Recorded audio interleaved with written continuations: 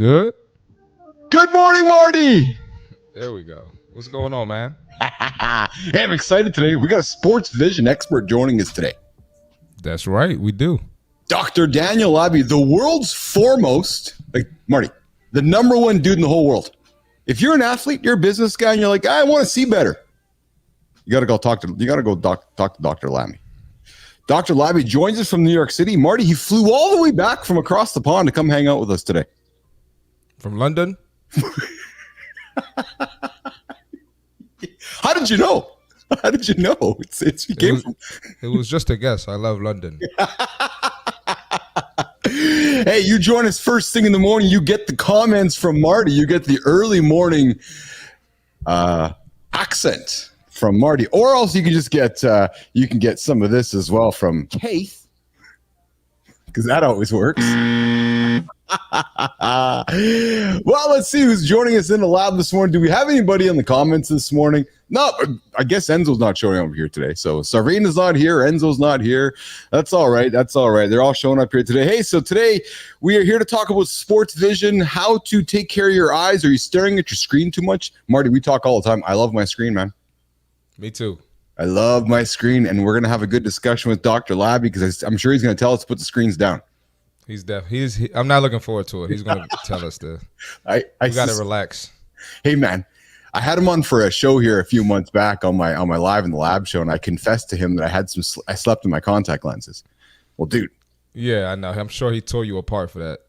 He went on like 90 seconds, almost 2 minutes, just ripped me apart, man. Like, in case you can't sleep. I'm like, dude.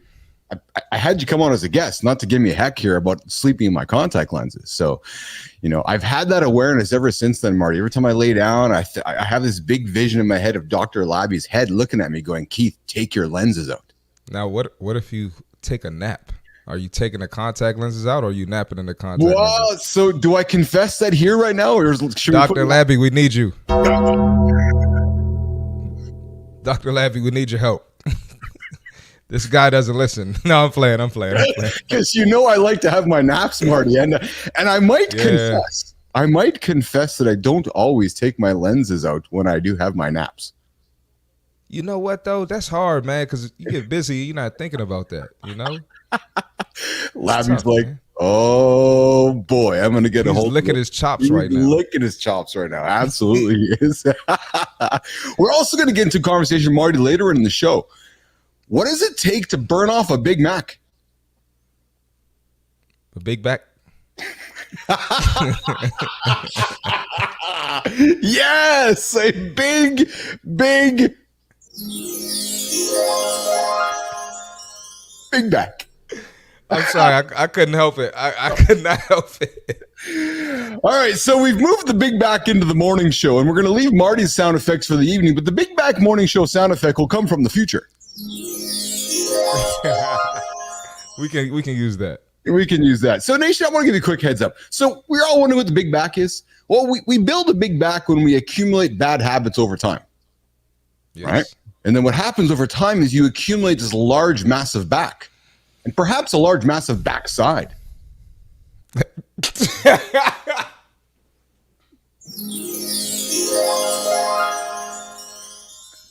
That's what we talk about here in the morning show. Man, you're hilarious, man. We talk business, fitness, AI, lifestyle. We talk big backs. So listen, those accumulative efforts going through your life will ultimately create a big back. And I don't know if you want to have a big back for your whole life. No, true. So you might want to consider different choices is what we're thinking about here, Marty. I think that's a good idea. Hey, Nation. So I also want to take a quick moment before we welcome Labby into the lab here. Oh, Labby into the lab. That could be a show. Hey, Marty, actually, he does have a show. Labby in the lab is crazy. I love that. I do. Maybe we spin off a segment, Labby in the lab. We can just move him around. Labby, live in the lab with Labby. Woo! The triple L. Labby, we're giving you some great ideas. I hope you know that. We're just we've dropped his name more in the first 6 minutes than we have any guest in the whole life of this whole show. So we got to pick better guests. No, I'm playing. You know what's funny? The last time I had him in the lab, hey, have some fun with you here, man. So you know how Marty, how we all rush to our appointments in life. We rush to our doctor's appointment. We rush to our lawyer's appointment. We don't want to be late, do we? Right. Do you think doctors are late for us? They don't care. They're getting paid. Well, that's what happened last time with Dr. Labby. So we're just going to have him sitting in the green room for a longer period of time. And you know that comment we had on Monday with the percolating frog in the boiling water? We'll just keep boiling Dr. Labby before we bring him out. And hey, he is the best vision specialist in the world. Could you imagine driving a Formula One race car, how fast you have to move those eyes around? Dude. Man. And that's crazy. And you playing basketball, and I know you play D1 ball, and you played with a lot of great athletes over your time. Like, do you ever think about your eyesight, Marty, when it came to playing ball, or is that just one of those things you took for granted? Because I want to get into that conversation with Doctor today about just how I suspect you're so focused on every other part of your game, but are you thinking much about your eyes? And I think that's a difference maker, isn't it? Yeah, I definitely took it for granted, but when I realized it's important when you get hit in the eye. You got to play with one eye. It's like, oh man, is that a problem, Marty? No, it's tough. It's hard, especially when you're shooting. It's hard. Of course, it's hard. Of course. I've had my struggles with that. Yes, sure. yes, yeah. So Jimmy, I made a strategic decision this morning. I kept us off of IG. Yeah, no Instagram live this morning. Why? Because I woke up to a note from Adam Masari, the head of Instagram.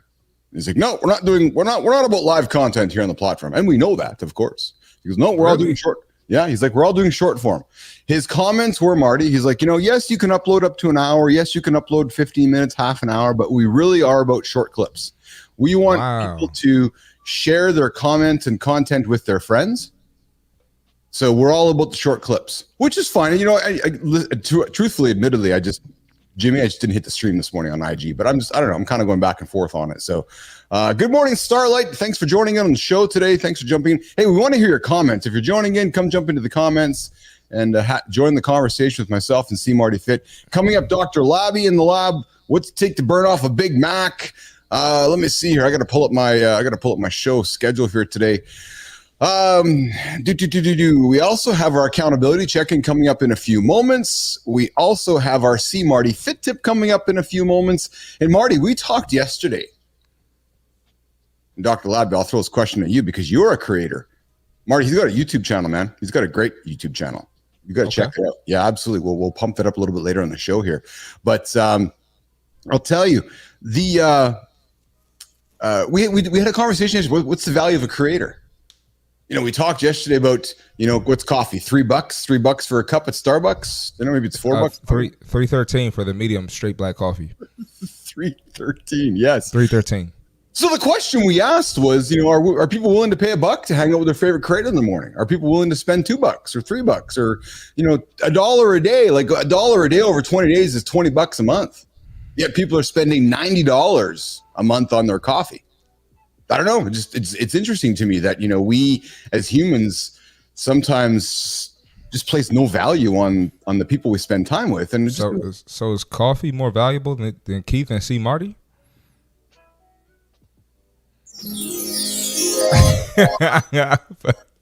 but no, all jokes aside, I was watching, I forgot who I was watching. I think it was Andy Elliott, but he was basically saying, people invest in all types of things, but they won't invest in themselves.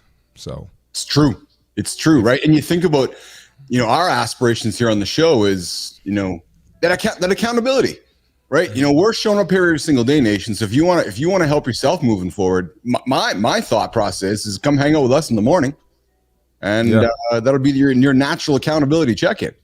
Yeah. Right. So you may have a gym membership already. And Marty, here's the thing, man. I get there's probably people listening right now with gym memberships, but they're not using. Nope. It's true. I guarantee there's plenty spending 30, 40, 50, 60, $100 a month, and the membership is sitting in their wallet or sitting on the shelf, not using it. So I did an episode on that probably 2 or 3 weeks ago, basically saying that's like the gym business. That's their model. It's built on people not using their membership and going to the gym, just getting people to sign up. And then you got to go through 2 or 3 layers to cancel it. You can't just get online or get on the phone to cancel. You got to come in, and the manager has to be there. If the manager's not there, then you got to come another time. So that's you're feeding the gym's pockets by not going to the gym. So what we are offering you here, Nation, is if you have that gym membership and you just struggle to activate it or use it, come tune in the morning with us. I'm suspecting the conversations we're going to have around business and fitness and AI and motivation and lifestyle and productivity is going to maybe Marty, maybe going to encourage them to move in a direction to the gym. Yes. So that would be something we want to offer. So if you have a gym you have a gym membership, come tune into our show. We'll help you activate it. Yeah, you can do your cardio, listen to the show, walk on the treadmill, Stairmaster, elliptical. Even if you don't go super intense and you just getting started, you can still listen to the show. That's it. Doing your cardio. That's it. Starlight, you have a tiny YouTube channel? Let us know. If we like it, maybe we'll tell the world about it. If we don't like it, we're not telling anybody. You know why? Because it's our show. It's our show. Marty, speaking of our show, I think it's time. I think we've let the frog percolate in the boiling water long enough. No, we're not talking about Dr. Labby. No, we're not associating Dr. Labby with the frog. Nope, that's a whole different conversation. That's tomorrow's conversation. Oh, speaking of Marty, are you here for the whole show tomorrow? Or are you off tomorrow? I'm going to leave probably after 15, 20 minutes. Okay, so you're going to join for the first little segment, and then you're going to head out, eh? Awesome. Head out, cool. Okay, I'm going to fly in some new hosts for the show. Hey, Nation, tune in 15 minutes after because Marty's going to be gone tomorrow. So. We can start it off with a fit tip if you want to. Oh, there you go. We'll actually, no, I can't. Oh, there you go. Okay, so hey, Nation, I can't. Forget everything I've just said. Marty's not here tomorrow, so no. I can't do the fit tip. No, I can't do the fit tip. I'll be here, but I can't do the fit tip. There you go. Listen, without further ado, let's bring in Dr. Labby. There we go, and we're going to do this. Yay! Oh, Dr. Labby, what's going on, my friend? I'm so grateful to have you in the lab today. I know I was having some fun with you. We had some fun last time we were on the show together, and I know I was when I invited you on, I was eager to have you back. I was so eager that I forgot yesterday was today, and today was yesterday, but we finally got you here today. So, welcome to the show, my friend. Thanks, Keith. We got a lot to talk about today, buddy. Yes. Please get him. Like this. Got a lot of material here. Get him. Oh man, so you are and Starlight, yes, welcome to the show, Dr. Labby. Absolutely. So Doctor, you're joining us from New York today. I'm in New York today. Actually, wasn't in London. I was in Berlin. Yes, that's Marty, do you have a German accent for Dr. Labby? Nah, it's Chris. I got to talk to Chris Lautman. that's it. Yeah, you got to talk to Chris Lautman for that one. That's exactly it. So, so Daniel, you came back from Germany. What were you doing in Germany on your trip over there? You're on holidays or a work trip or? A little vacation, a little bit of watching the Turkey Netherlands quarterfinals of the Euros. Pretty amazing match. I was wondering that. I know Marty's been paying attention to that with our friend Enzo from the future there. And what was the highlights of that trip for you? Well, a lot of things. I love history. A lot of history there. A lot of art there. A lot of buildings. The food is great. The weather cleared up. It was cloudy, rainy a little bit. Then it cleared up and got sunny. And then the Euro match was, the Turkish fans were rallying in the street, singing, and 100,000 people. I don't know how many people were at the stadium, but tons and tons of people. So loud I had to cover my ears not to go deaf. When Turkey scored their first goal, but then Netherlands came back with two and ultimately won. It was quite an experience, the whole trip. That's exceptional. That's awesome. Marty, question for Dr. Labby. Well, I wanted to let him get into the topic first before I ask a question. Before we do that, I have a question about the topic. Before we do that, let's get into making the audience care. So I told the audience that you were the foremost vision expert for athletes. You're located in New York City. And now don't knock that down, because in my point of view, you are the foremost expert on sports vision for athletes and business people around the world. But take a quick second. He's a GOAT? He's definitely the GOAT. There's no question. We've had a lot of GOATs in the lab here, Marty. This might be the ultimate GOAT. So I've gone from a frog to a goat. That's good. I'm progressing. Disrespect, man. I think I have my co-host for tomorrow. He's just playing off the words exceptionally. So, Dr. Labby, in a minute or less, you're in the elevator with me. Tell me who Dr. Labby is in your own words, because I've given you a lot of great props here, but I want to hear from your own words. We want Nation to understand who Dr. Labby is and talk about the exceptional work that you do. Well, I'm an ophthalmologist, a medical doctor that's trained to take care of the eyes, and I specialize in the eyes and vision of athletes.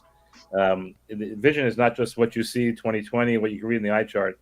Vision is how you take that information, use it to make a decision, and then make a motor action with your hands, your legs, in order to be successful in your sport or whatever task you're trying to do.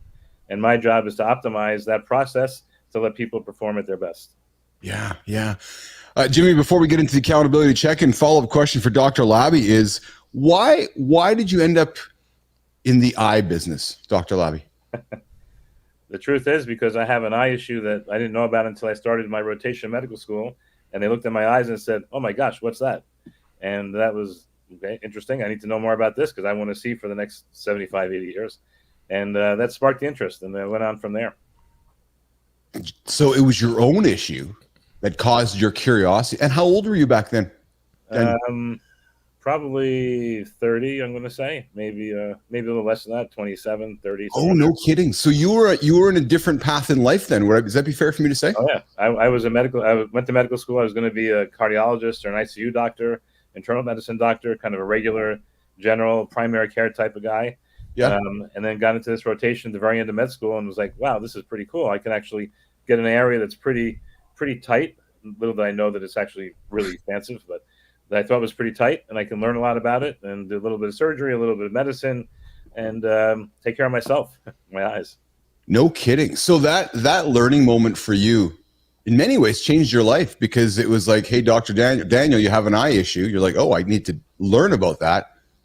Would you say in many ways that became your purpose when you woke up every single day, which was not only solving your own issue, but becoming this world-renowned eye doctor? Well,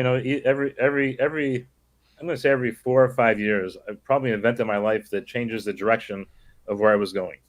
And I've kind of gotten used to that already, because that's happened quite a few times. And it's actually fun to anticipate it, because you never know what's going to happen until it actually happens. And the first one was that episode where I went to eye care. And then I ended up going to Los Angeles totally by random fluke to UCLA through a matching program.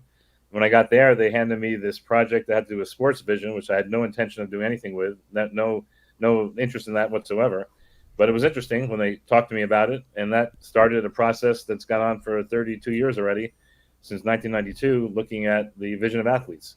And then working with companies gets changed over to make a new kind of vision test, which can test vision a lot better than the eye chart. And that's the process. So every few years, there's something new that comes up. So I'm kind of eager to see what's on the horizon next. Yeah, no kidding. And then I know I asked this in our last conversation, Doctor, when we hung out in the lab together a number of months back, but what moved you in the direction of athletes like Marty and athletes like Formula One racers and people that are like, hey, my eyes are really important to me? Because as I've done my research, even before I brought you on the show over the last few months, there are not a lot of Dr. Labbys in the world. So what made you wake up and go, I'm going to go focus on, we talk about niche. You're like, I'm going to focus on athletes and their eyes. What drew you over there? Very, very niche and very accidental again. It was that project that I got handed when I got to UCLA that they wanted me to finish, which was the LA Dodgers. And doing that work was interesting. And that wasn't enough to support a family, so I had to take care of kids in pediatrics, which is what I do as well. But as the years have gone, the amount of pediatrics has decreased. The amount of sports I do has increased. So now it's probably in the 80-20 split. 22 days a week I see kids. 5 days a week I'm doing athletes and other stuff like that. And so when I started, there weren't many of us, and there aren't still many of us.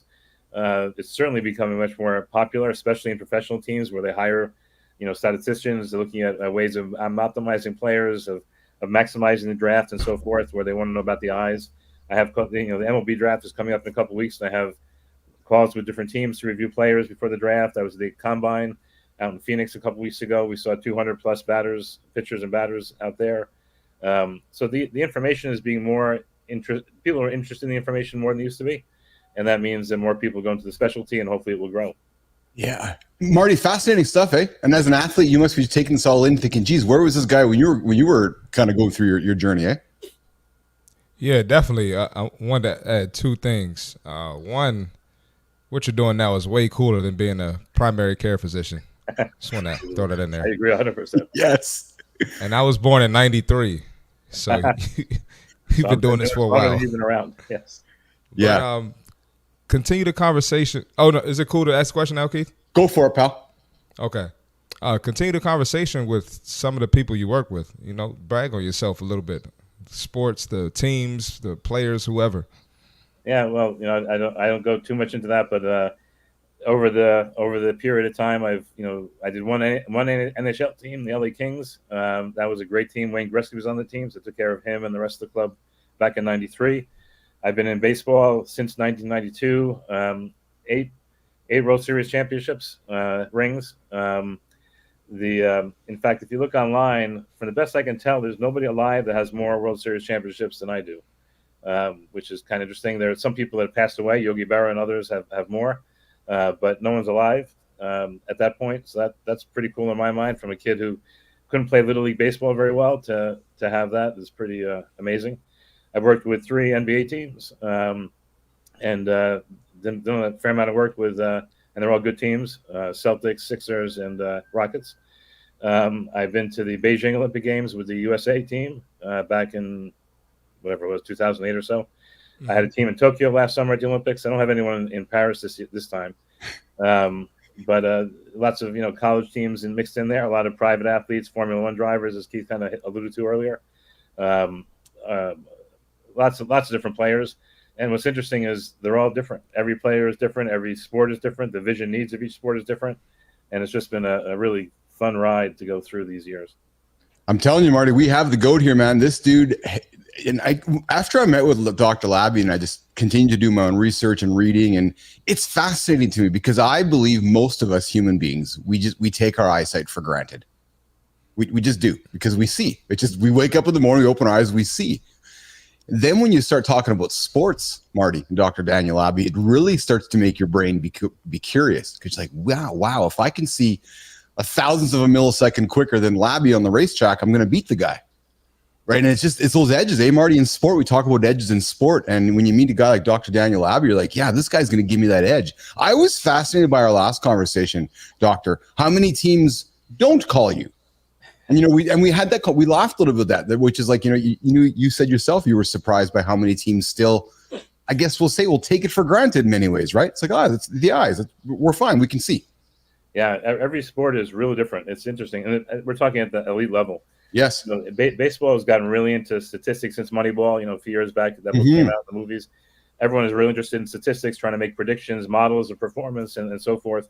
And so in baseball, it's really spread quite a bit. That's why I do the work at the Combine. All that data goes out to every club, all 30 clubs. I've worked with probably half the clubs in MLB already. Not currently half of them, but over the last few years. So baseball is pretty understood. Other sports, basketball is getting there. There are definitely things in basketball, and we can talk more about that. Something called the quiet eye, which is really important in terms of basketball shooting performance, not to mention many other sports as well. So those are kind of areas where it's starting to become people more interested in it. The one area that I'm really surprised and that I think we can make a big difference is in soccer/football. And here in the U.S., pretty much not known in any of the MLS teams.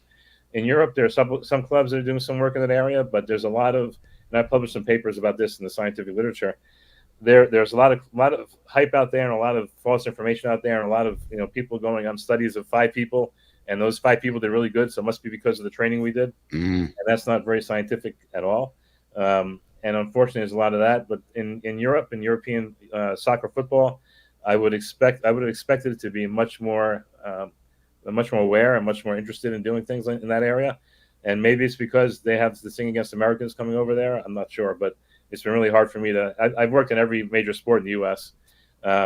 It's been really hard to get into European football, despite having worked with Trent Alexander-Arnold from Liverpool, where there was a really nice Red Bull documentary about that project that was put out. Despite that, showing the improvement that he's had and his career path has really done well since our training 4 years ago already, I think. So that's the area that's kind of surprising that it hasn't quite spread as much as I thought it would. Interesting. Hey, you're hanging out with Keith, C. Marty Fit, and Dr. Daniel Labby here, Mornings in the Lab. We are talking about saving your eyes with the world's most awesome eye expert, Dr. Daniel Labby. Marty, Jimmy, Dr. Daniel Labby, it is time for... Yep, it's this time in the show where I freeze up. And I go right here. And at this time... where we are going to get into our conversation right now about the accountability check-in. And today, nation, I am going to talk about accountability. Oh, am I ever going to talk about accountability? Today, I'm talking about peanut butter. Yeah, why I tape up my peanut butter jar. It's true.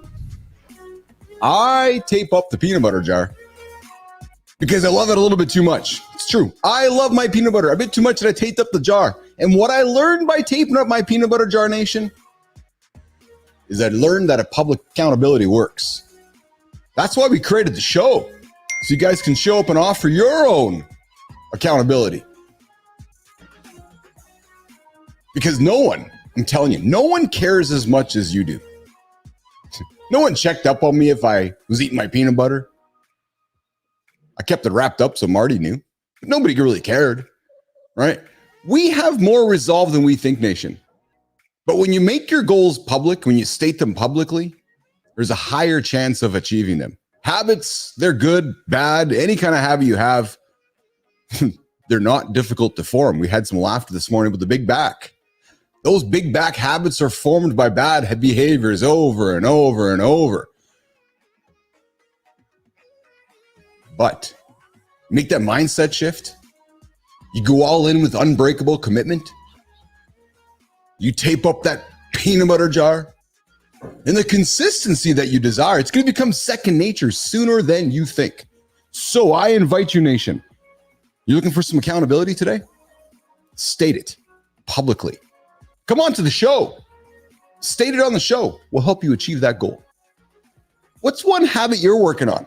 I invite you, come check out the show, Mornings in the Lab, for that accountability check-in. Every single day we rock and roll here, 7:15, 7:30, whenever we get into it. But the accountability check-in here, Mornings in the Lab, with myself, C. Marty Fit, and of course, Dr. Daniel Labby. Joining us today to talk about your vision. Good morning, Mike. Mike Quinlan's joining us with Shakin' Peru. Why else would I be out of bed and productive at 7 a.m. without this morning show? It's true. It's true. Thanks for joining us. Mike Quinlan, fit presenter, joining us from, where's he joining us from, Marty? I don't know how to say it with a Hispanic accent. Lima, Peru. Yeah, so Peru. Oh, so we got Dr. Labby offering us the comments in the private chat too about the almond butter.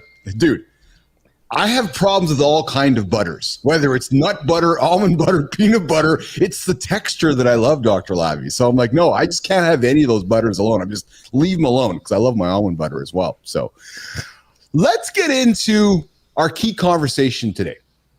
Let's talk about our eyes. Dr. Daniel Labby, you know this, but I don't know if Nation knows this. Did you know that over 2.2 billion people suffer from vision impairment? And half of these losses could have been prevented. So Dr. Daniel Labby, the importance of eye health in the digital age.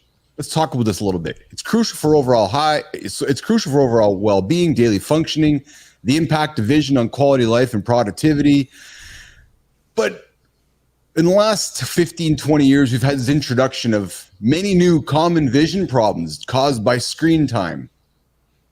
It's killing all of us. Let's talk about the challenge of increased screen time, the physiological effects, the rise of remote work, online classes, digital entertainment. We're all staring at our screens.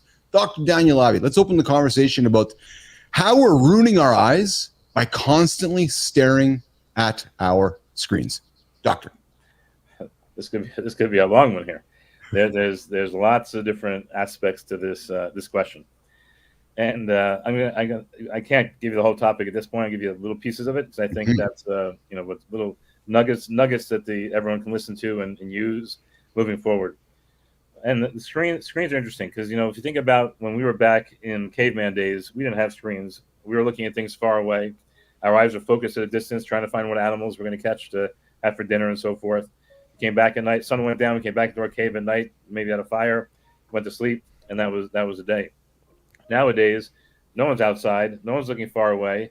We go to the supermarket to pick up what we want, and we look at the screen the rest of the time to either chat or read our email or surf and so forth.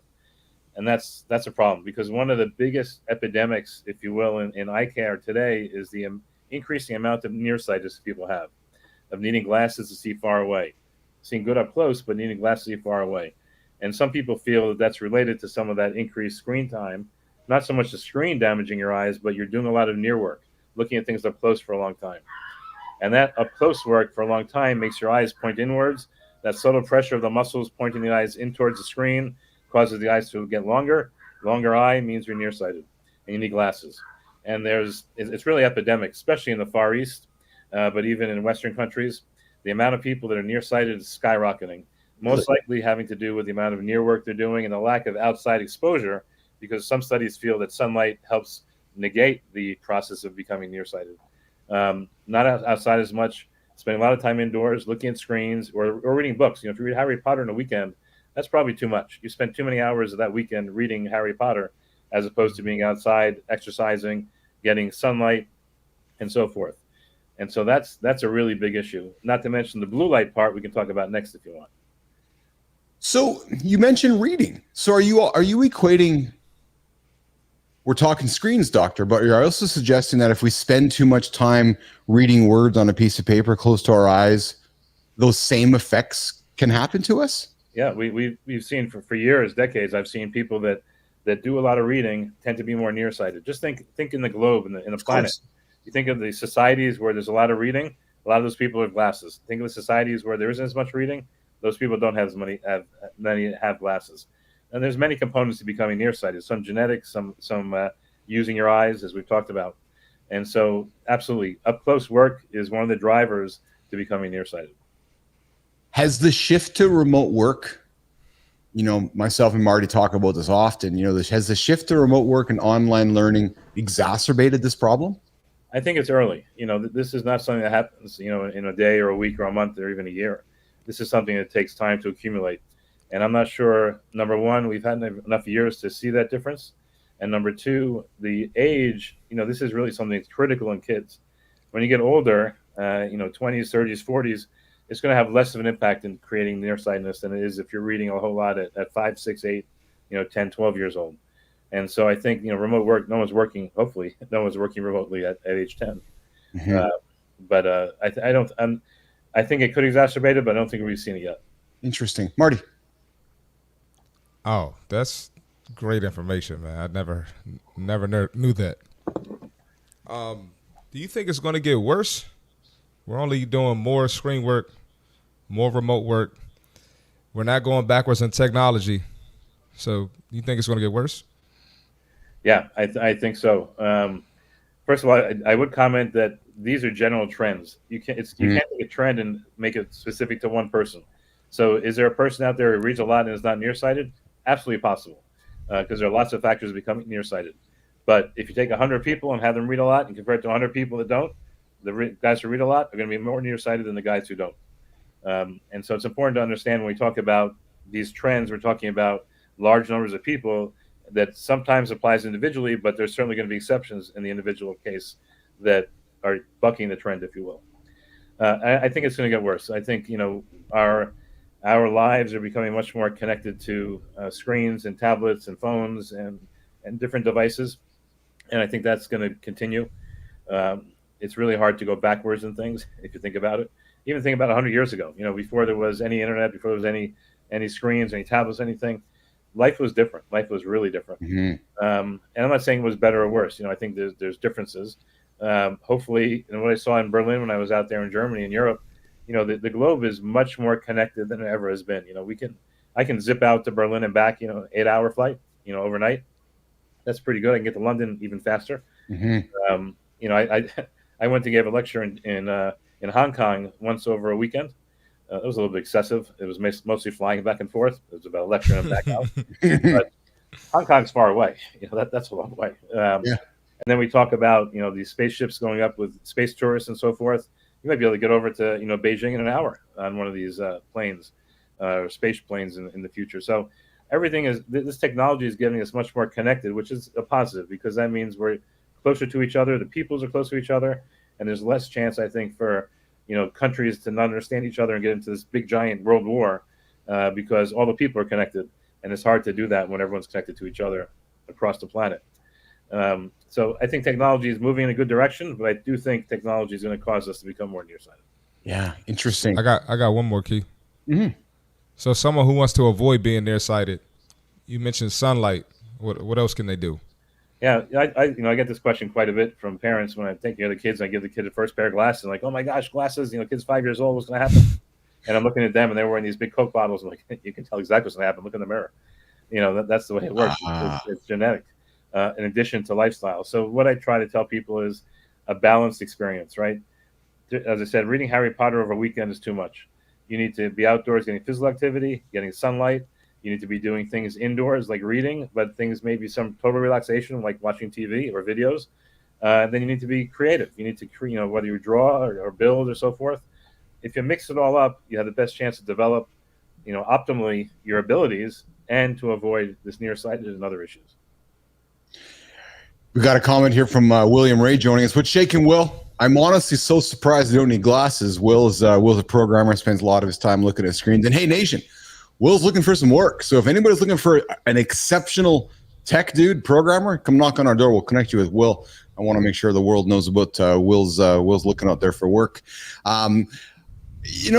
Marty all the time, Dr. Labby, talks about hydration. He's like, you got to get your water in. You got to get your water in. You got to get your water in you. But he's talking about it for different reasons that I'm suspecting you are. Talk about the role of diet and hydration in maintaining eye health. Is it a thing, Dr. Labby? Nah. Yes. What's in that cup? I'm playing. Tea over here. No whiskey, just tea. and just water. Nothing more than that. But yeah, the hydration is important. You have to think about the eye as part of the body, right? And if your body is not functioning optimally, your eyes are not going to function optimally. People have high blood pressure, that affects their eyes. You have diabetes, it affects your eyes. You have any number of diseases. We can see that in the eyes because it damages the eyes. The eyes are extremely sensitive. The blood vessels are very small. You get high cholesterol, you block up those vessels, you get a stroke in the eye, you lose your vision there. So maximizing your own body's health is going to maximize your vision into the future. And people, not to degrade any other sense, but vision is probably the most important sense. I think if you ask people what they would hate to give up, maybe smell I wouldn't mind giving up. There's a lot of bad smells I have and only a couple of good smells I get. But vision I definitely am not giving up. And that's not because I'm an eye doctor. And so you want to protect the vision. Protecting the vision means protecting your body and your health. And hydration is one of the key pieces in that puzzle. That's why I have so much to drink right here. I'd rather go to the bathroom and get rid of the water and have it just pass right through. And I'll tell you a story. We go to spring training, and on the urinals at spring training, especially in Phoenix, in Arizona, they often have this color chart of your pee. And you pee and you match the color to see if you're dehydrated or not. Because lots of people, athletes, obviously out in Arizona, it's hot out there, especially today, are out there running around and they're going to get dehydrated. And if you go in the bathroom and you pee and it's the color of this dark amber, they say, danger, danger, you better drink a whole lot more. I want to pee, clear white all the time. And I try to drink enough to get to that point, let my kidneys work, let my body flush out everything, keep things as healthy as possible for the body, but also for the eyes. Interesting. We don't often talk about hydration with eyesight, Dr. Labby, or I would say that society or culture doesn't speak about it enough. We're always talking about hydration for every other reason. Yet what I'm hearing you say is if you're reading a lot or you're spending time on your screens, make sure you get your water in you because it's going to help you with blurred vision. It's going to help you with a lot of things, isn't it? Well, certainly if you're dehydrated, that's going to affect your vision. It takes a lot of dehydration to really affect your vision on the short term. But I'm looking more long term. Peter Attia talks about medicine 3.0 as opposed to medicine 2.0. And I'm looking at ways to optimize function, avoid disease, keep your eyes working 100% through your entire life. And hydration and keeping your body in perfect shape is one of the factors that's going to let that happen. If you don't take care of your body, too much sugar, and that's why I said almond butter earlier than peanut butter, because most peanut butter's first ingredient is sugar. and you definitely don't want to eat all that sugar. If you get peanut butter that's just peanuts, that's great. But lots of times, if you look at Skippy and so forth, sugar is up there, if not the first ingredient. Yes, and that's not what you want to do. You want to keep the weight down. You want to, all the different things of general health.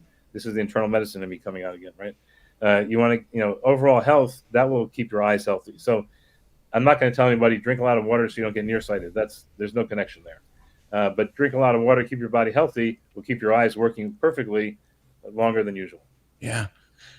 Dr. Labby, are blue light filters as effective as they are marketed to be, or are they the most recent snake oil situation being peddled on the internet these days? I'll give you a yes with a star. And this goes back to what we talked about, the caveman. Our brains, and our eyes, part of the brain, are sensitive to blue light, because when we were out catching those animals out in the field, in the prehistoric times, the sky was blue. Think about, where man came from in Africa, Olduvai Gorge in Africa, Kenya. Blue sky, out there hunting. That told our brain it's daylight. You got to be alert. You got to be awake. You got to go do your work. Come into the cave at night. The sun's gone down. No more blue light. Your brain says, oh, no more blue light. This must be time to go to sleep. Must be sleep time. And you went to sleep. So here's the problem. That was great until we got these screens. Now we have these screens that put out, these wonderful pictures with all kinds of colors, but those colors include blue. And when we look at that screen after sundown, now our brain is getting the signal. It's still daytime. It's blue. Therefore, don't get ready to go to sleep. Don't get all the melatonin working and all the brains getting ready for sleep, for nice, efficient sleep. We talked about health. Having good sleep is one of the pillars of good health. And if you don't get good sleep because your brain thinks it's daytime all the time because you're looking at a blue screen, that's not going to be very good for you in the long term again, for your health. And so the blue light blocking glasses, you can wear those, but if you wear them all day, now you're really messing your brain up, because now your brain never gets blue light and your brain thinks it's nighttime the whole time. So you want to have the blue light during the day. You don't want the blue light after sunset. So if you want to wear your blue light glasses after sunset when you're looking at your screens, that's perfectly fine. You can spend money to do that. Or you can just go into a setting on your computer and say night shift, and it will take that blue out of the screen, and you'll have a pinker screen, a redder screen, because there's no blue, and you won't have the effect. Do you yourself wear blue light blocking glasses, No, doctor? I have night shift on my devices, so when it gets to be sunset, the computer or the phone or the tablet knows when sunset is, where I'm located, and it starts taking out blue light at sunset, so that if I'm looking at my screen at 10 or 11 at night, I have a very pink screen, a rosy screen, as opposed to a normal looking screen. So you are one of those dudes that do that then. You do use night shift on your devices, because I've played with it, and I got to be honest. Marty, do you use night shift? Because I don't like it. I don't like how it looks. I don't like how it looks, Labby. But you're saying, Keith, use it. Well, your choice is, you have two choices. One, don't look at your phone at night.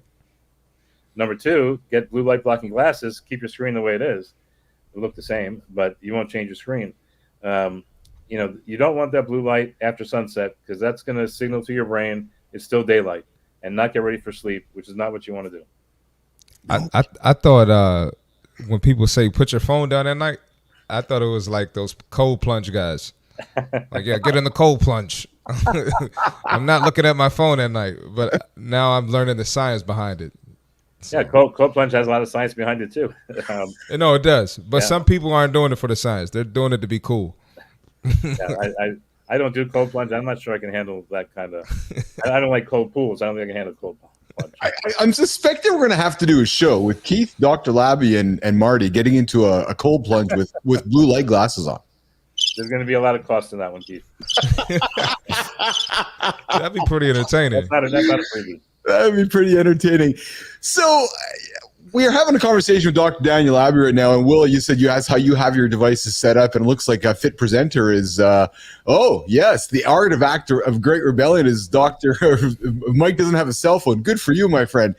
So we're going to continue. We're going to start wrapping up the main conversation here, because as you guys know, if you tuned in with myself and Dr. Labby before, we can talk forever. There's lots that go in with making sure we're taking care of our eyes. We're giving our listeners a lot of information. Give them a nugget, 90 seconds or less, a minute or less, Dr. Labby, as they're starting their day. They're listening to us talk right now. We're talking hydration. We're talking blue light. We're talking put your phone down. They're going, oh my God, I'm overwhelmed. Dr. Labby, give them something today that they can hang on when they leave our conversation today that they can take throughout their day. So I'm thinking I'm going to move from health to performance, because I think Yes, that's what I've been doing for a long time. I think performance is interesting, and I think the key sentence here, and we'll go into a little more detail in a moment, is what happens is based on what you're looking at. If you're shooting a basket, if you're looking at the rim properly, the ball is likely to go in. If you're looking off to the side and you're shooting the basket, pretty clear it's not going to likely go into the basket. And so what you're looking at is where you go, is where your hands go, where your brain goes. And that brings up this concept of the quiet eye. And it's a big concept, and we can't go into it all here. People can find it online, QUIET, quiet eye, EYE. Mm-hmm. It's something that I think has really been helpful in a lot of sports. Certainly in basketball, we published with the Sixers an article about that. We have been doing baseball for batters, for pitchers. We did it in football with Trent. What you're looking at is critical. So even if you're a weekend golfer, this is a tip that's going to take off a couple of strokes from your game and is going to help lower your handicap. What you're looking at as let's say you're putting and you have the ball on the green, and the putter comes back and the putter hits the ball and it takes off towards the green. What you look at and when you look at it is critical. It's critical to performance there. So you don't want to, the moment the putter hits the ball, take a look to see where the ball goes. You want to keep that point of contact where the putter hits the ball, fixation, looking at that point, even after the ball's gone, at least for half a second or so. And that's going to increase your chance of success in putting. If you're taking a shot in basketball, looking at the rim before, during, and after you release the ball for about half a second is going to increase your chance of getting success in that. Really? For example, if we look at the NBA guys who got 30 out of 30 free throws have very tight. All the time they're looking at the same spot. Guys who got 16 out of 30 free throws, looking all over the backboard, all over the rim, not having consistent looking at the same spot. So that's the key there. If you're driving a car and you want to drive the car to a certain spot, you have to look at that spot in order to bring the car there, right? Otherwise, you're not going to get there. Whatever you're doing, if you're going to pick up something, a cup, make sure you're looking at that cup handle as you move your hand towards picking it up for a little bit of time until you actually grasp the cup. Otherwise, you're likely to knock it over. You're going to miss if you just, it's over there. I'll look over there and I'll go over to another point after that. You want to give your brain time to fix on what you're looking at, to make that motor action, to make the action proper. It's so simple yet so neglected. That's the word I'm looking for. Yes, because I'm looking at Marty because Marty played D1 basketball and that's where where he's made his name. And I'm thinking to myself, Marty, when you're standing there at the basketball net tucking a 3-point shot, like just hearing Doctor talk about how specific you're having to be when you take that shot, right? And being mindful of your focus. Like Marty, when you hear him speak, do you think about the things he's talking about, or you just go shoot the ball? No, I definitely think about it. I got yelled at so many times for trying to run down the court after the shooting the shot thinking I'm Steph Curry. So that definitely makes sense. And then Steph does a lot of his work. I bet. And then even if I'm like in a house and I try to grab a cup, I'll do that. I'll look at it, turn my head, try to grab it, and spill the cup. So that actually makes sense. Here's another piece. This is actually a good one. Yeah. If the audience wants to do something to really improve their visual function, it's not going to make the vision sharper. It's going to improve how you use your eyes with your body and your brain. Learn to juggle. Juggling is an incredibly good way to learn hand-eye coordination, concentration, vision tracking, peripheral vision, lots of different pieces that you need to use your eyes for to perform well no matter what you do is brought out by juggling. Juggle. So if you're looking to improve your eyesight, nation, pick up 3 balls and start juggling them around.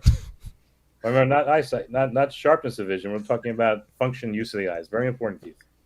Oh yes, okay. But the thing is, you're focusing your eyes on that whole like there's a lot happening there when you're juggling, and you're saying though that when you're juggling, that your eyes are getting as much of the workout as anything is. Oh, for sure. Well, your eyes are dumb. It's your brain. It's the vision part of your brain that's getting the workout, right? Yes. Well, your eyes are just cameras, but that signal goes back to your brain, and majority of your brain is connected to vision one way or another, and that's what you're really stimulating. All those connections between thinking about last ball, where it went, where this ball's going to go, how much force you threw it up with, how good you are moving, where should you put your hands, how distracted you are. all those different pieces have to do with vision one way or another.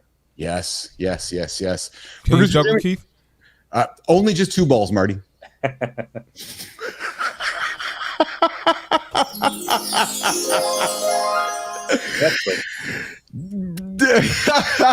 Producer Jimmy, we're going to call it a little audible here.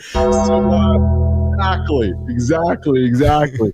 We are going to wrap up our chat with Dr. Labby here in a moment here. We're going to bring it to an end, and then we're going to walk Dr. Labby out of the door, and then we're going to come back, go into a little bit of overtime today. We're going to do the See Marty Fit Tip, and then I really want to make sure we talk about the subject of how long it takes to burn off a Big Mac. But we're going to continue the chat with Dr. Labby. He's got to go here in a few moments, and then Marty, we'll continue for a few minutes. Just go overtime. We'll talk about the Big Mac conversation as well as the See Fit Tip of the day.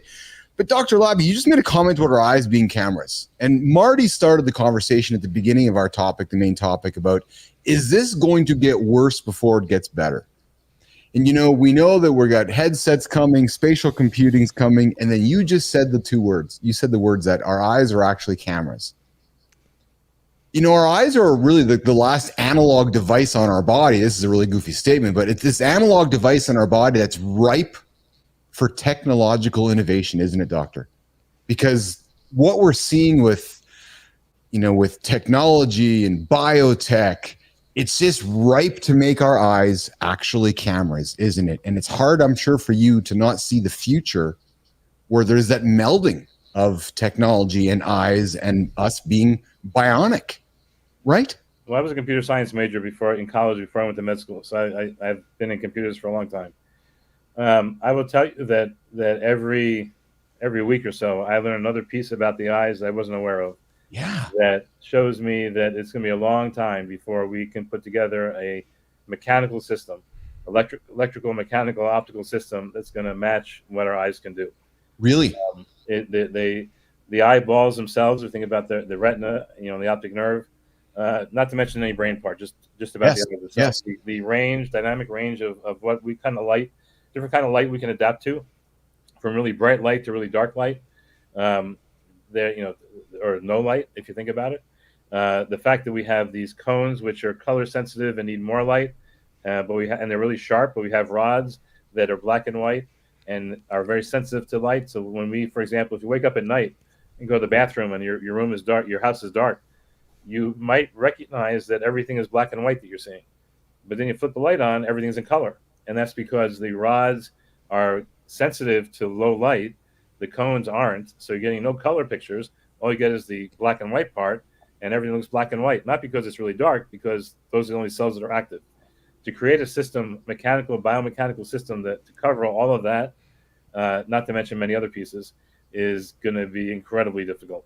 And I think, even the artificial retinas that people have developed to this point are really, really gross in terms of sharpness and so forth. So I think it's going to be a long time. I think we have better chance of using techniques, and people have done this already, with brain stimulation, whether it's with a magnet or electricity, to improve the functioning of the brain. For example, there's something, and I didn't mention this before. I have to throw this in there. I didn't talk about my book. Yes, please. I, the champion, Dr. Daniel Labby. Yes. In the book there, we talk about something called stochastic resonance. And this is actually a pretty cool idea. And this is where the brain stimulation plays a role. And I'm going to try to find the picture here, if I can find it quickly. The idea being that you write so much, you forget where it is. So I'm not sure if the audience can see this, but we have a flag over here. And you have on the part near the crease, you have a regular flag. And you see that it gets kind of darker and darker and darker until the very side near my head. Yes. That's black. And what we're doing there is adding random dots, random black dots. And you can see that when you have a very light picture, if you add more random dots, you can actually see the flag. If you add too much, it gets black altogether and you can't see anything. But that's the way our brains work. In fact, our eyes work. If we're able to actually stimulate and bring closer to the firing threshold of these cells, then we can see better. So if you have something that you can't see very well, you can add random noise, and all of a sudden you can see it, as long as you don't add too much random noise. And actually, this is a technique that's used in signal intelligence for spying and radio waves all the time. Yeah. If you do this in vision, you can do it as well. And people can do that by putting little electrodes or magnets on the side of the head to stimulate. And so I think for our biotechnology for vision, it's going to be the vision parts of the brain as opposed to trying to replace the eyes. That's wow. That's fascinating stuff to me. The eyes fascinate me. I know with last conversation we had, Doctor, Apple's released their Vision Pro, and we talk about retina displays, what we can and cannot to see, and when you were showing me that flag example, I can only think about when I think about pixel density displays or because it's kind of the same thing, right? What you're seeing and what you can't see based on what your eyes are computing in the head, right? So that's really fascinating to me. Absolutely, and you have to bring it to the threshold so your brain realizes it's there before you can make a decision about it. If it's sub-threshold, you never saw it. Yeah. Marty, we're going to wrap up our conversation. As you can see, we clearly can have Dr. Labby back for many, many chats around this topic. I know you have to rock and roll. We're going to continue our conversation here to talk about, the caloric impact of what it takes to burn off a Big Mac, as well as the See Marty Fit Tip. But before we do that, let's let it give you a chance to say goodbye and wrap up. How can people find you? Please plug your YouTube channel. Please plug the book, and please let people know how they can get a hold of Dr. Daniel Labby. Well, first off, I want to make sure that we understand I was here early, not late this time. Yes, you were.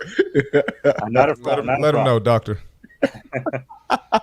So, thanks. It's a pleasure to speak with you, both of you. It's I love speaking about the eyes, as you probably realize, and we can talk for hours and hours because there's an incredible amount of fascinating things. There's new discoveries, new things. I had a call yesterday with a company that we worked on spring training with some data that is showing a difference between D1, between normals and professional baseball players, that we can use that information to help select players who's going to perform better. So there's a lot of fascinating eye stuff out there. Technology is rolling on, as you say. Yes. We can leverage that technology to improve people's lives. Then we're doing the right thing. That's what I try to do in my, the book, the Eye of the Champion book that we put out in, I guess it was March this year on Amazon. It's in all the different forms on Amazon. Eye of the Champion. I have the YouTube channel, Sports Vision by Dr. Labby. Some Medium stuff, website. Just have to Google. Actually got a Wikipedia page now about me too. Nice. So that's kind of interesting. But just if you put my name in there, you'll find me. Somewhere or another. Some of it, my name, Sports Vision. It will come up with all sorts of connections. And there's places there. If someone wants to get in touch with me, they can send me a note, and I try to respond to everything. Some people I can help more directly than others, but I'm happy to try my best. Yeah, exceptional, Marty. Oh, great information. Thank you for joining, and it was great to meet you. Nice and it's great to see someone, give Keith a hard time, and I'm not the only guy that does it. But definitely appreciate your time. My pleasure. If you want to go back to basketball, we can help you. If I think my days are over, but maybe if I get a men's league or something, I'll talk to you. There we go. Dr. Daniel Labby, I'm full of gratitude for you joining us today. I don't want to make you late for your next appointment, so please come back and see us again. A lot of fun with you, man. I'm a huge fan of yours. I think you know that, and you are welcome here anytime. I mean that. So you want to come back, hang out, have coffee with us, talk about your book, talk about more sports vision. Please come back, my friend. You are absolutely, one of the greatest of all time. For sure you are. Not the frog, definitely the GOAT, Dr. Labby. There we go. Good. Very good. Appreciate it. Thank you, guys. Have a good day. Take care, pal. Right, we'll see you too. soon, okay? Yeah. All right.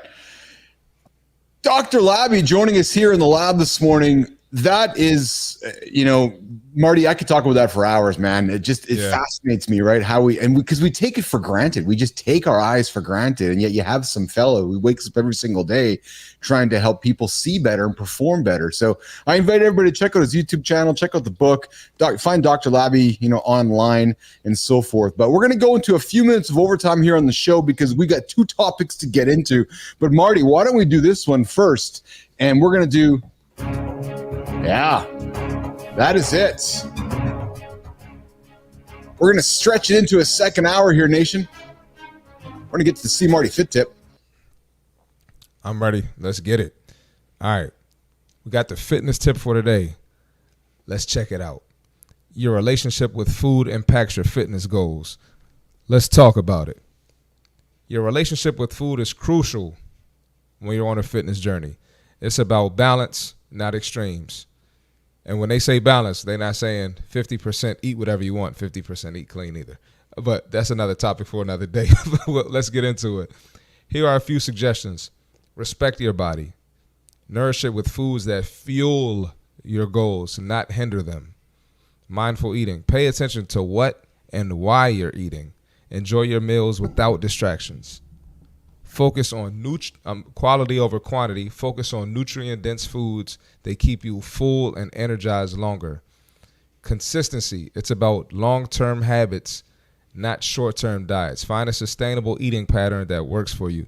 And you know how this is true? Think about anybody you know that did a short-term diet. I'm not going to name any of them today because I'm going to be nice.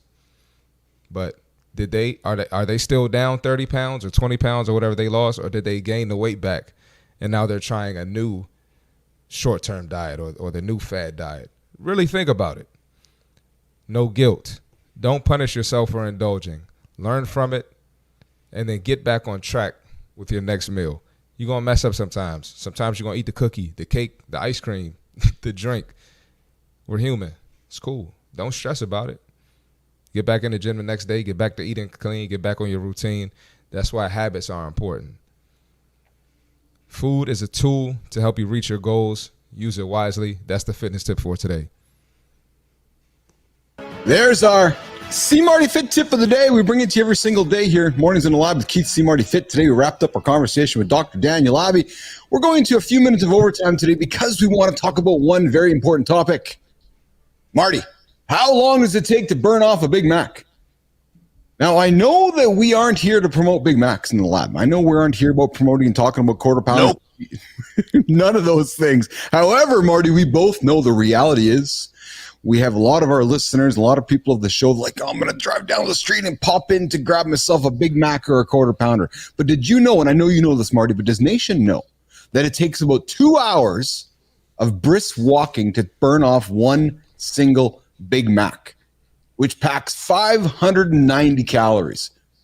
Let's dive into this daily workout routine and how you can make better choices for your health. Marty, 590 calories, man, in a Big Mac. Thoughts on that?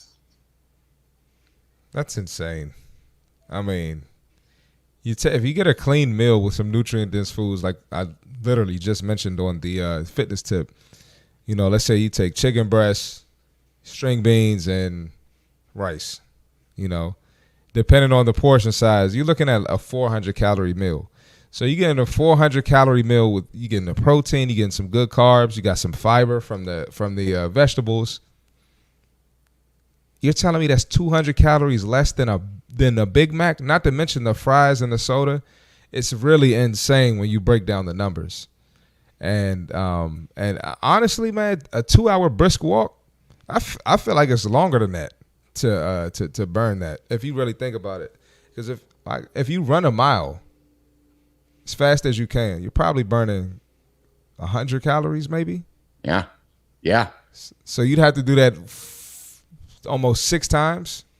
I think a brisk walk would have to be longer than 2 hours. But hey, that's ridiculous. It's not worth it, honestly, if you have a fitness goal. And if you think about it, Marty, the average woman needs about 2,000 calories per day. Average male around 2,500 calories per day. So let's go crush a Big Mac. It's high in fats, sugars, and carbs. So I'm allotted 2,000 to 2,500 a day. And in one fell swoop of a stop in at the McDonald's, I got 600 calories in the bank. Just the Big Mac. Just the Big Mac. We haven't added the fries. We haven't added the drinks. Right. So, we're talking stats here. So brisk walking at a pace of 4 miles per hour burns about 140 calories per 30 minutes for a 155-pound person. So the reality is, Nation, if you're crushing that Big Mac, the walk's still not going to do it for you.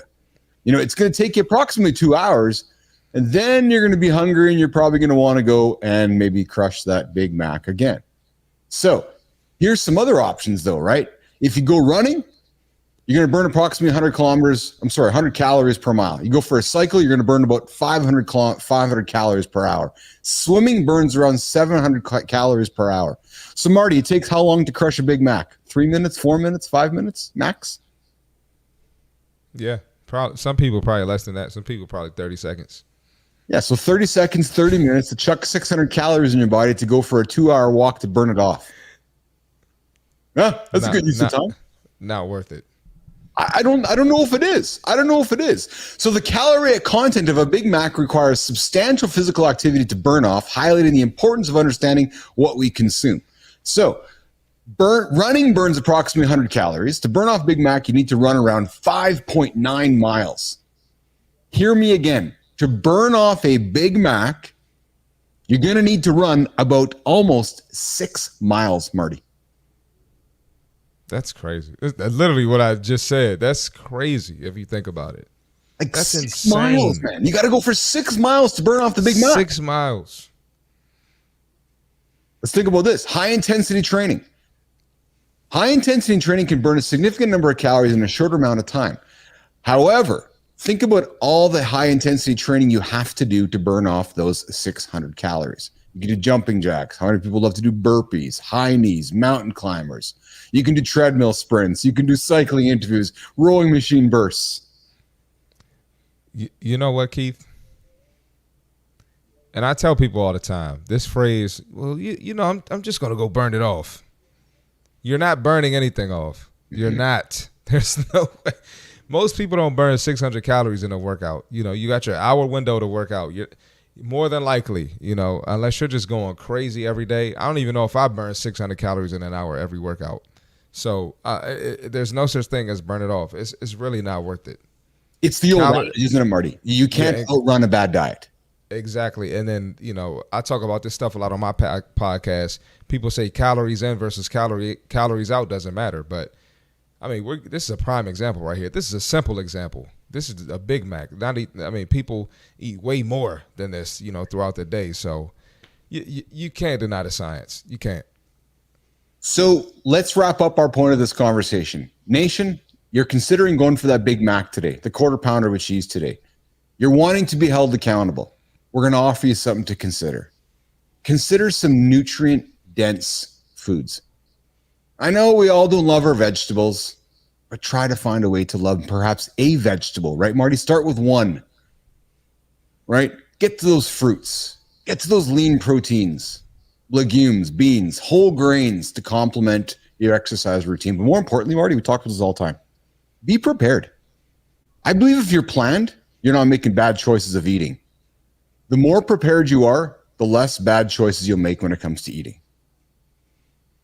I agree. Avoid those high-calorie, low-nutrient foods. Yeah, you're going to feel great. It's going to take you 30 seconds, a minute to crush that Big Mac. You're going to feel awesome for probably 3 or 4 minutes after that. And then you're going to recognize how guilty you feel after you've crushed the Big Mac. And then, Marty, you're going to go to I'm going to say it. Gentlemen, I'm going to say it. Ladies, close your ears. Gents, you're all going to head to the bathroom because you rented the Big Mac. Right? So you stopped in, you fed your belly, you rented it, you're not feeling any better. Where's the positive in any of this, Marty? There's literally no positive, man. No, there's zero positive. Right? So I'm not trying to beat up on you because listen, man, I've been there. Marty, I'm going to relate. I'm going to relate to our audience. I've been there. I got to go quarter pounder with cheese. And then I go through that entire thing, right? I crush it. I eat it. I go to the bathroom. I feel guilty. And then I say to myself, what the hell did I do that for? You know? You're right. It happens. And I appreciate the silence because there's actually nothing to say to it. Because There's nothing to say. No, there isn't. There's nothing to say to it. And I often joke, and I'm going to use the bad word here, but it's like when I'm driving to McDonald's, I'm driving to go get fat. Listen, I know McDonald's. We're looking for Big Mac activity.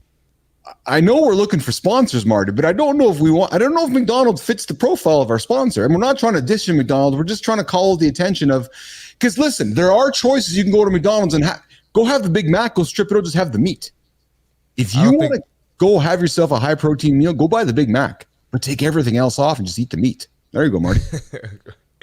I was going to say, I don't think McDonald's is offended by that. They know what they're putting out. Yeah, absolutely. They know what they're putting out. But I will tell you, I was at the McDonald's here a couple weeks back to grab some stuff for a birthday party, and I had a young lady show up next to me, and she said, "Yeah, I'd like to get 2 quarter pounders of cheese with no bun." She goes, "I just wanted the meat." I looked at her, I'm like, "Oh, good for you." So she chose the protein, right? She's like, "Hey, I'm gonna go to McDonald's, but and it might not have been the best meat choice, but Marty, it still was a better decision than the entire Big Mac." I can agree with that. Right? So in wrapping up the point, Nation, you have that choice.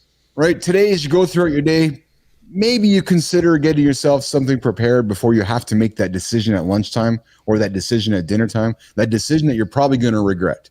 So go crush the Big Mac. It's 600 calories, but just know you ain't going to outrun the bad diet. You're not going to walk it off. You're not going to train it off. And you're not going to burn it off. So, you might want to consider some different choices. And or, we also talk about this, Marty. We're not all about 100%, right? Be consistent 80, 90% of the time. And if you still want to go crush that Big Mac, well, life's too short, some would say. So, but the goal here is to, is 90% of the time you're not crushing Big Macs. It's the plan. 99. Marty, we had another show in the wrapper today, my friend. It was an enjoyable one. I thoroughly enjoyed the conversation with Dr. Lab, man. He is absolutely a goat. The guy knows his stuff. Like, the guy is, if you're an athlete or a business guy that wants to get better eyesight, you got to go knock on Dr. Labby's door. Oh, yeah. Exception. I think we all need to learn this stuff and learn how our habits affect our eyes and even down to our hydration. So that was great. That was great stuff. It was, yeah. And Will jumps in with, they aren't even the cheap option. No, you're right. Big Macs aren't the cheap option anymore. It's true, right? That is true. That's true. Big Macs aren't inexpensive. So not only are you hitting your wallet with a lot of money coming out of the wallet, but you're hitting your belly. There's actually not much positivity with crushing that Big Mac today. That's just the bottom line. And that girl, if she just wanted the meat, like the patties, she could have just gone to the grocery store and got some ground beef patties for probably the same price. You probably could have got like 4 packs. There you go. there you go. So, Nation, we're going to wrap up our show today. We went into overtime. Jimmy went into overtime. We are working on adding extra time to the show because, as you guys can see, when we have great guests, we tend to exactly weave our way through the conversation, add extra time to the dialogue, and we're very appreciative you guys continue to tune in and join in the show here today. So you'll find us every single day, Monday to Friday, 8 o'clock Eastern time. We're here to talk business. We're here to talk fitness. We're here to talk accountability. We're here to talk AI. We're here to talk lifestyle. Most importantly, Marty, we're here to help you get your day started, get your day going, and move yourself through your day with great guests and great conversation. Absolutely. Hey, this was fun. This might be the top 3, top 5.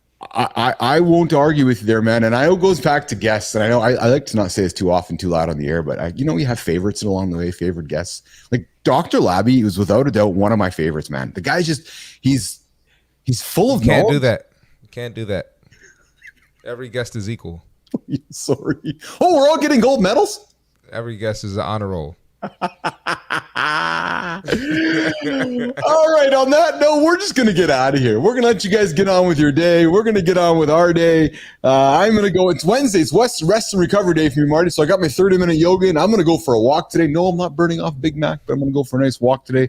Going to connect with the OGG today. Going to continue planning next week. Keith and Marty are here in the lab in person next week, so you guys are going to enjoy those shows.